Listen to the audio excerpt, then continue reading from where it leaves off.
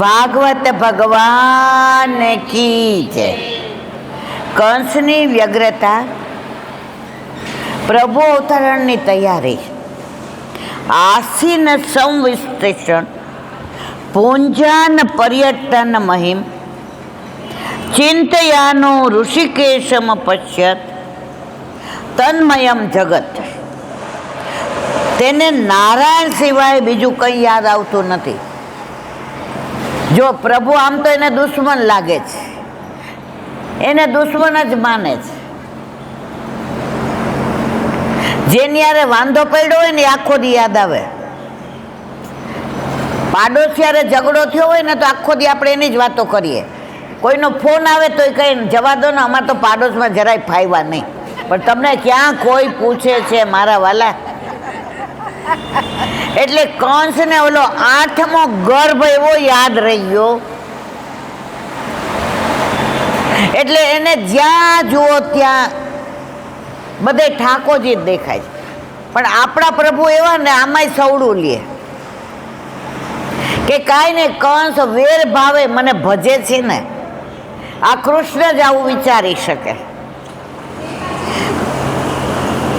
તેના કરતાં વેરમાં વેરીનું સ્મરણ વધુ થાય. પ્રેમમાં પ્રેમાસ્પદનું જેટલું સ્મરણ થાય એના કરતાં વેરમાં વેરીનું સ્મરણ વધુ થાય. પ્રેમાસ્પદના સ્મરણમાં માધુર્ય હોય છે. આપણે કોઈને પ્રેમ કરતા હોય ને યાદ કરીએ ને એમાં માધુર્ય હોય, એમાં રસ હોય. પણ વેરીમાં તો આપણે કેટલી એને મનમાં દઈ દેતા હોઈએ. વેરીના સ્મરણમાં વારંવાર હૃદયમાં કાંટો ખૂંચ્યા કરે છે.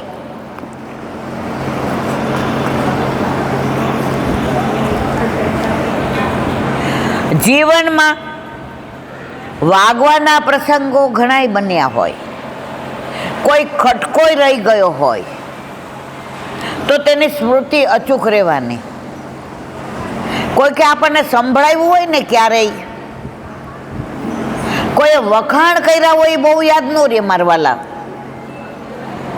પણ કોઈએ સંભળાવ્યું હોય ને એને આપણે ભૂલીએ નહીં. એટલે કંસ અહીંયા ક્યારેય કૃષ્ણને ભૂલતા નથી. પાછળ સંભળાય છે બધાય, નહીંતર અહીંયા આવી જાઓ.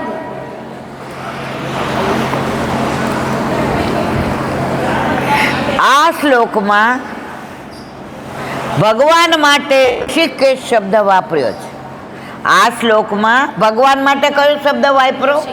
ઋષિકેશ શબ્દ વાપર્યો છે. ઋષિકેશ એટલે ઇન્દ્રિયોના અધિપતિ, head of the department. Hrishikesh એટલે ઇન્દ્રિયોના અધિપતિ.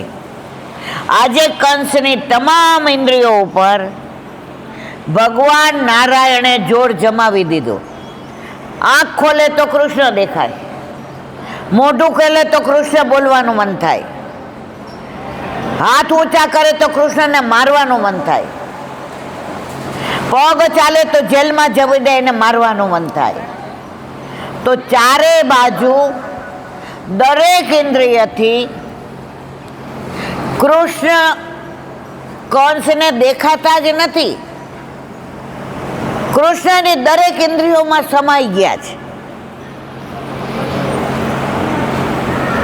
આંખો તેમને જુએ છે, કાન તેમને સાંભળે છે, ચરણ તેમની દિશામાં જાય છે અને હૃદય એમનું સ્મરણ કરે છે. બધી ઇન્દ્રિયો પ્રભુમાં જ લાગેલી છે. જો જેને પ્રેમ કરતા હોય ને એમાં કદાચ આપણે બીજું વિચારીએ, પણ જેની યારે વાંધો પડ્યો હોય ને આંખથી એના દર્શન થાય. મારા બેટાએ સવારે કેવું મોઢું કરીને આમ કરતો હતો.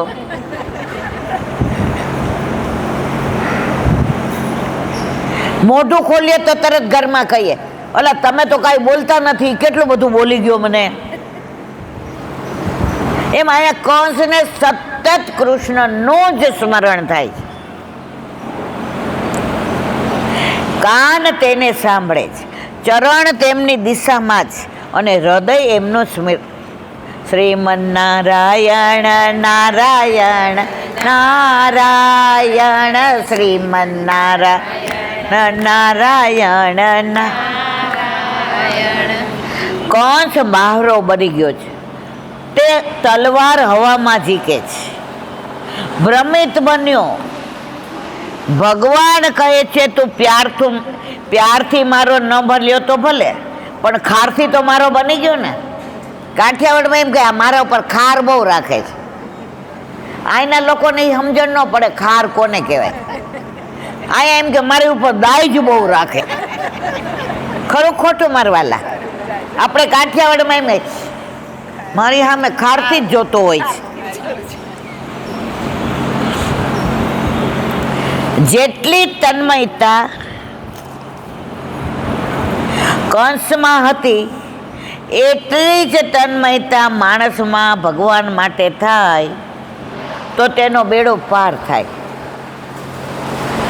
જો ગોપીઓ કરતી, રસોઈ કરતી, છોકરાઓનું ધ્યાન રાખતી, વરને ભાતું દેવા જાતી, યમુનાજીમાં જળ ભરવાઈ જાતી, સાસુ સસરા નહીં સાચવતી, પણ સતત મનમાં ધ્યાન કોનું હોય? કૃષ્ણ કૃષ્ણ કૃષ્ણ કૃષ્ણ કૃષ્ણ કૃષ્ણ. એકવાર ઠાકોરજીએ કદમના વૃક્ષ પરથી વેણું બજાવી, તો જો રેણું વાગે ત્યારે ગોપીઓ રસોઈ કરતી હોય. તો એક ગોપીએ સાંજે મળી તો પ્રભુને વિનંતી કરી, પ્રભુ તમે સાંજે વેણું ના વગાડો ને. ગોપી મને કાંઈ એવી ખબર ન પડે કે મારે ક્યારે વેણું વગાડવી. સરસ ત્રિવિધ વાયુ સંચરતો હોય, મોર ટવકા કરતા હોય, વરસાદ આવવાની તૈયારીમાં હોય, વાદળ ઝળુંબાયેલા હોય, કોયલ કોહો કોહો બોલતી હોય, મોર ટવકા કરતા હોય, પપીહા પીહુ પીહુ બોલતા હોય, યમુનાજી ઝંકૃત થયા હોય, ચારે બાજુ વાતાવરણમાં સુગંધ હોય. ગોપી ક્યારે હું વેણું બજાવું છું મને ખબર પડતી નથી. પાછળ સંભળાય છે બધાય. તો કે પ્રભુ મારા રસોઈ ટાઈમે હું ચૂલો સળગાવું છું અને તમે વેણું વગાડો છો. હું તમારી પાસે આવતી નથી, તમે મને બોલાવો છો. તો મને એટલો વિરહ થાય છે, એટલો વિરહ થાય છે કે ચૂલામાં જે આગ પ્રગટી હોય એ વિરહમાં મારા આંસુ આવી અને ચૂલામાં પડે છે તો અગ્નિ ઓલવાઈ જાય છે. સમજાય છે મારા વાલા બધાને? અગ્નિ ઓલવાઈ જાય છે તો મારાથી રસોઈ નથી થતી પ્રભુ. તો પ્રભુ એક સવારે ને સાંજે ના વગાડો ને. ઠાકોરજી કે સારું, કાલે એવું કરીશ. બીજે દિવસે ગોપીએ વિચાર કર્યો કે પ્રભુ આ ટાઈમે વગાડે છે તો આજે રસોઈ વહેલી કરી લો. સમજી ગયા ને? ઠાકોરજી કે ગોપીને તકલીફ પડે છે તો આજે વેણું વહેલી વગાડી લો. મીઠા મીઠા નાદ વેણું ના દૂરથી આવી આવીને મારે કાને અથડાય.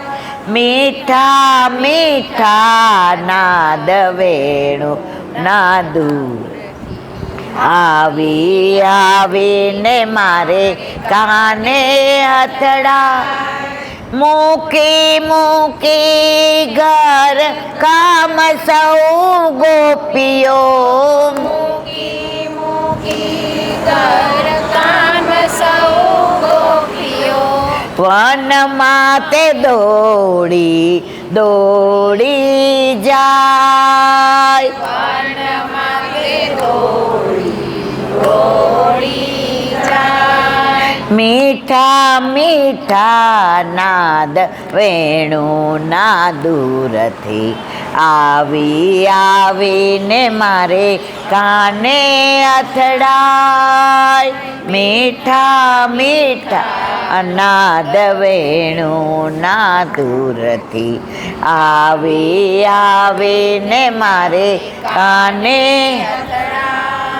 પૂનમનો ચાંદલો ઉગ્યો આકાશમાં, પૂનમનો ચાંદલો ઉગ્યો આકાશમાં, જોઈ જોઈને કાન કેવા હરખાય, જોઈ જોઈને કાન કેવા હરખાય, મીઠા મીઠા નાદ વેણુના દૂરથી આવી આવીને મારે કાને અથડાય, મીઠા મીઠા નાદ વેણુના દૂરથી આવી આવીને કાને અથડાય. ગોપી ઉતાવળ રાખે છે કે વેણું વાગે એ પહેલાં હું રસોઈ કરી લઉં, અને પ્રભુ પણ ગોપીના તત્સુખનો વિચાર કરે કે ગોપી રસોઈ કરવા બેસે એ પહેલાં વેણું વગાડું. સમજાયું ને બધાયને? તો પાછી એ જ વ્યથા થાય છે. હવે બીજી ગોપીએ વિચાર કર્યો, જેનાથી નીચે બેસાઈ અહીંયા આવી જાજો એટલે પાછળ બધા બેસી શકે. હવે વિચાર કર્યો,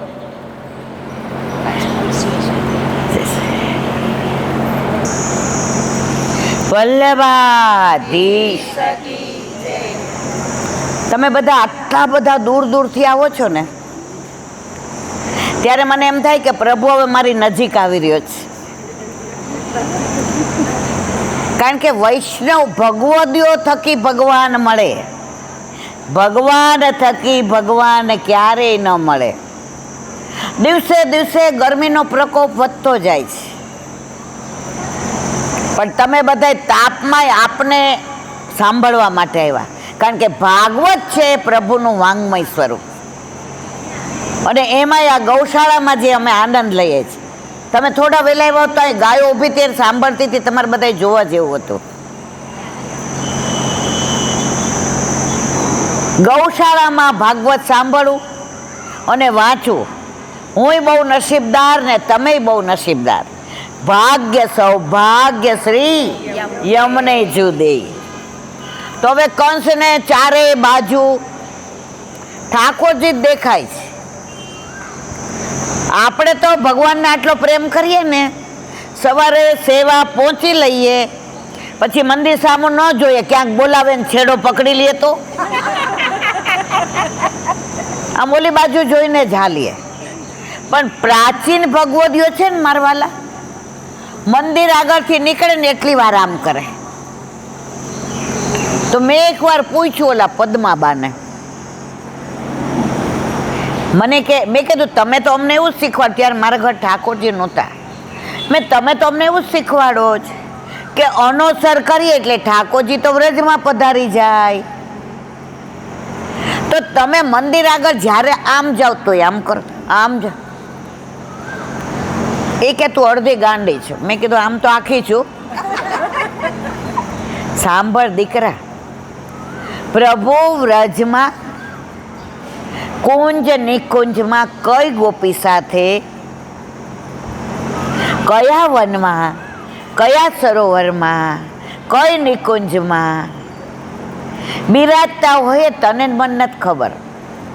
પ્રભુ ગમે ત્યાં વ્રજમાં બિરાજતા હોય, પણ એનું ધ્યાન તો આપણા તરફ જ હોય.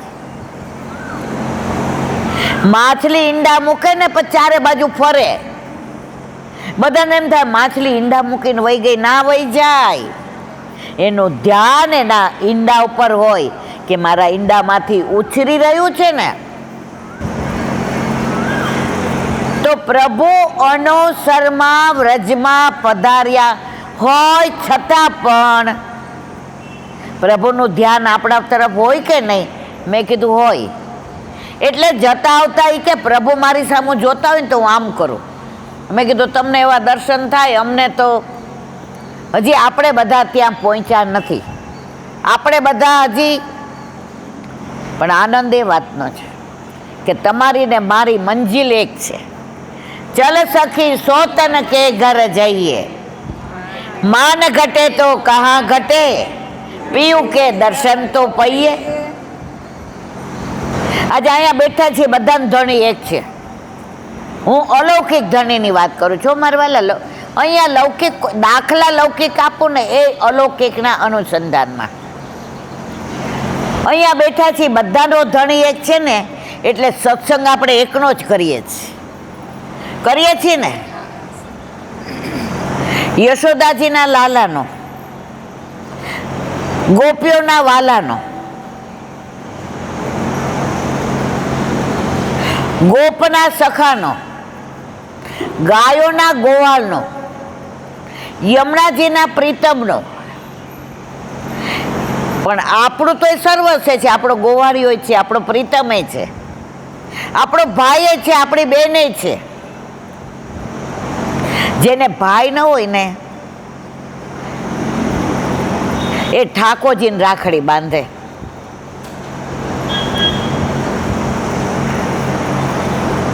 અહીંયા નવા નવા ફ્લેટ બન્યા હતા. એરિયા નથી કેવો મારે, નહીં તો ઓળખી જાઓ. તો રક્ષાબંધનમાં ત્યારે અમારા ઘરે ઠાકોરજી નહોતા. એટલે એણે મને એમ કહ્યું હતું કે ઈલાબેન મારે થોડુંક કામ છે, આવશો? અને આ ગયા હતા કોન્ફરન્સમાં. તો છોકરાઓને લઈને ગઈ ને તો એના ઠાકોરજીને નહીં તો 7 રાખડી બાંધી હતી. એટલે મેં દર્શન કર્યા. મેં તો મારી બા તો આવી આટલી બધી રાખડી નહોતી બાંધતી. ત્યારે એને 7 દીકરીઓ હતી, દીકરો નહોતો. એટલે કે ઈલાબેન આખા વર્ષમાં મારી એક દીકરી બોમ્બે રહે છે, 4 અહીંયા રહે છે, એક સૌરાષ્ટ્રના ગામડામાં રહે છે. એ છોકરી મારી એન્જિનિયર છે અને એને ગામડાનું માગવું આવ્યું તો એને હા પાડી. અમે કીધું એ ગાંડી થઈ છો, આટલું બધું ભણ્યા પછી તારે ગામડામાં જવું છે? એ કે એને જવાબ આપો એ સાંભળજો. મમ્મી, આજે જ્યાંથી માગવું આવ્યું છે ને એ ગામડું એટલું રળિયામણું, ત્યાં કુવાય છે, નદી છે, વૃક્ષોય છે, નળિયાવાળા ઘર છે, ચૂલા છે, ગાય છે. તો ગોકુળનું વર્ણન ભાગવતમાં હોય ને એવું એ ગામડું છે. અને જે છોકરો છે મમ્મી એ પાયલોટ ભણેલો જ, પણ એને પાયલોટ નથી થવું.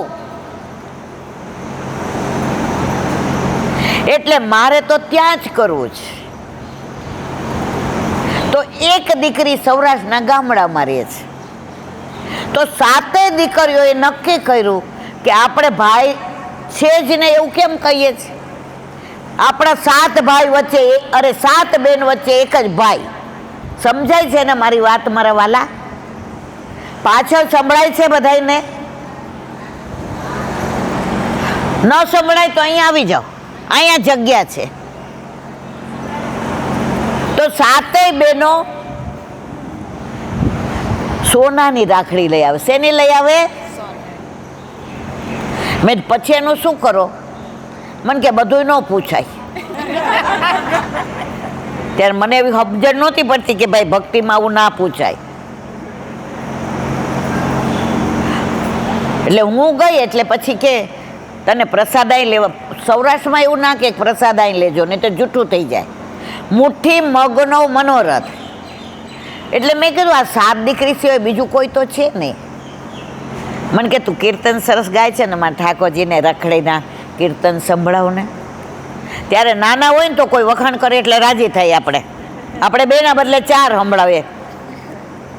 પણ એ દીકરીઓનો ભાવ જોયો ને, એમાં જે ઓલી ગામડાવાળી દીકરી હતી ને એનું નામ નિત્યા હતું. નિત્યા.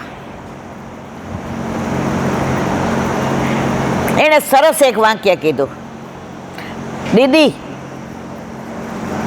બધાના ભાઈઓ તો આ જન્મ પૂરતા હોય, એ ભાઈ બહેનના સંબંધ 50-60 વર્ષ પૂરતા હોય. આ મારો ભાઈ તો જન્મ જન્મનો છે. પછી સોનાની રાખડીઓ દર વર્ષે ભેગી થઈ તો એ બાએ બધી રાખડીઓ, જે વૈષ્ણવ દીકરી જેને મા બાપ નહોતા ને લગ્ન, એની અંદર અનુસંધાન કર્યું. મારે કહેવાનો આશય એ જ કે જેને કૃષ્ણ જેવો ભાઈ હોય ને એને પછી ઓલા ભાઈ યાદ આવે.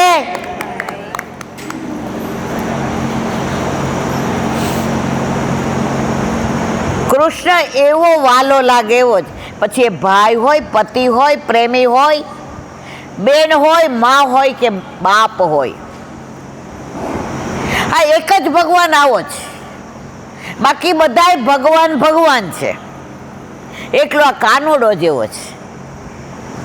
કાના રે હો કાનુડા, કાના રે હો કાનુડા, તને બોલાવે તારી માં, કાના રે હો કાનુડા, તને બોલાવે તારી માં, કાના રે હો કાનુડા. બહુ મોટું છે પણ મારે એક વાક્ય જે આમાં કેવું છે તે આ છે.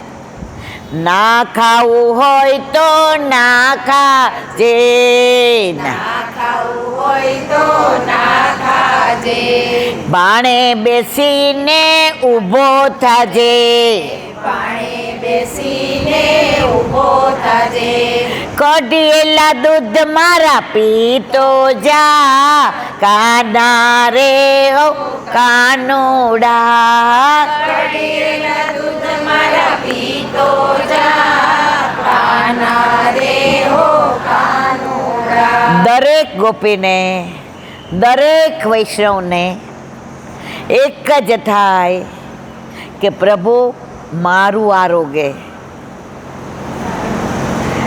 પ્રભુ મને પોતાની માને.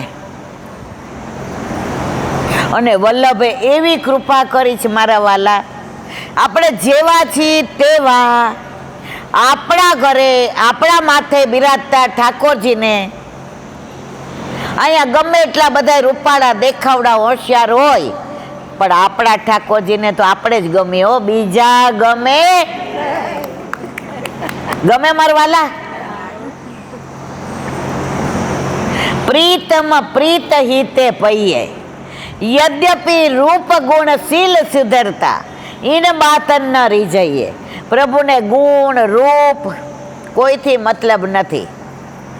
ये तो प्रेम की बात है उदो, बंदगी तेरे बस की नहीं है. લાંબુ છે, એમાં એક લીટી બહુ સરસ આવે છે.